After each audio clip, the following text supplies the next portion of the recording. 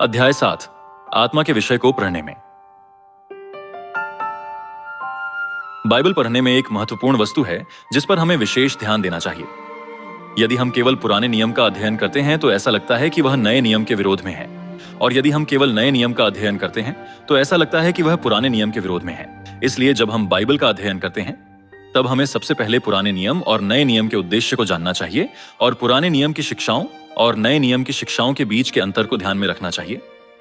साधारण तौर पर बाइबल के विद्वान पुराने नियम के वचनों और नए नियम के वचनों की एक समान रूप से व्याख्या करते हैं। कुछ आयतों का एक ही अर्थ हो सकता है, परंतु वास्तव में दोनों नियमों के बीच में आकाश व पृथ्वी, सूरज व चंद्रमा, वास्तविकता व छाया और सत्यता व प्रतिरूप जितना अंतर है।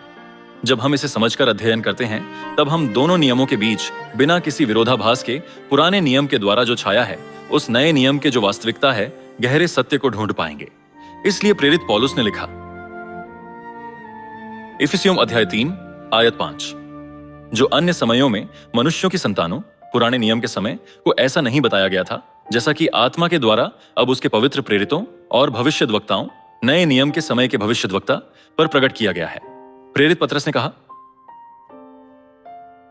दूसरा पतरस अध्याय 3 आयत 16, जिनमें कुछ बातें ऐसी हैं जिनका समझना कठिन है और अनपढ़ और चंचल लोग उनके अर्थों को भी पवित्र शास्त्र पुराना नियम की अन्य बातों की तरह खींच तान कर अपने ही नाश का कारण बनाते हैं। ऊपर की 2 आयतें सिखाती हैं कि हमें पुराने नियम और नए नियम को अलग अलग तरीके से पढ़ना है। पुराना नियम नए नियम के समय में होने वाली बातों की छाया है और नया नियम एक वास्तविकता है और गहरे एवं गूढ़ सत्य को सीधे सिखाता है जो पवित्र आत्मा के द्वारा पवित्र प्रेरितों और भविष्यद्वक्ताओं पर प्रकट किया गया। सच में पुराना नियम एक छाया की तरह नए नियम के समय में होने वाली बातों को प्रतिबिंबित करता है।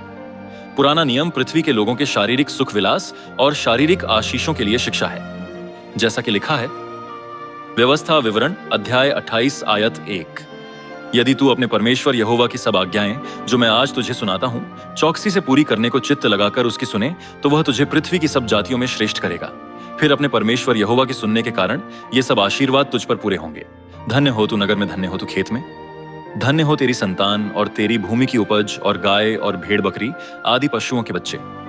धन्य हो तेरी टोकरी और तेरी कटौती। धन्य हो तू भीतर आते समय और धन्य हो तू बाहर जाते समय।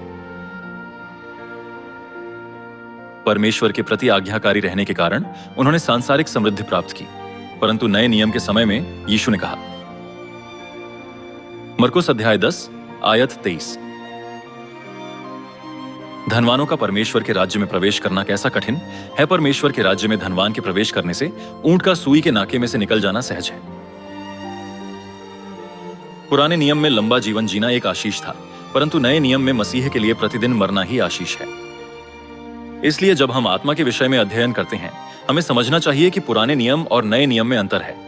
दूसरे शब्दों में पुराना नियम अस्पष्ट चंद्रमा प्रकाश के समान है जो आने वाले सूर्य प्रकाश यानी नए नियम को प्रतिबिंबित करता है। इसलिए उसमें मृत्यु के बाद आत्मा के विषय में गहरा एवं गूढ़ सत्य स्पष्ट रूप से प्रकट नहीं होता। अब अस्पष्ट चंद्रमा प्रकाश चला गया है और सूर्य प्रकाश आ गया है। नया नियम आत्मा के विषय का सत्य स्पष्ट रूप से दिखाता है जिसे हम धुंधला होने के कारण नहीं देख सके थे। इसलिए यदि हम केवल पुराने नियम को देखते हैं तो लगता है कि मरने के बाद मनुष्य की आत्मा गायब हो जाती है, परंतु जब हम नए नियम को देखते हैं तो यह स्पष्ट है कि मरने के बाद भी मनुष्य की आत्मा जीवित है। परंतु हम केवल नए नियम के द्वारा कोई निश्चित निर्णय नहीं ले सकते। पुराने नियम और नए नियम को एक साथ जोड़कर अध्ययन करने से हम आत्मा के आधारभूत सिद्धांत को ढूंढ सकते हैं और संपूर्ण सत्य पर पहुंच सकते हैं।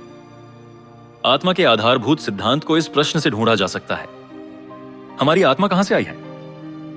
यदि हम इस प्रश्न का सही उत्तर पाएंगे तो हम बिना विरोधाभास के संपूर्ण सत्य को खोजेंगे। अब आइए हम अध्ययन करें कि हमारी आत्मा कैसे बनाई गई और कहां से आई।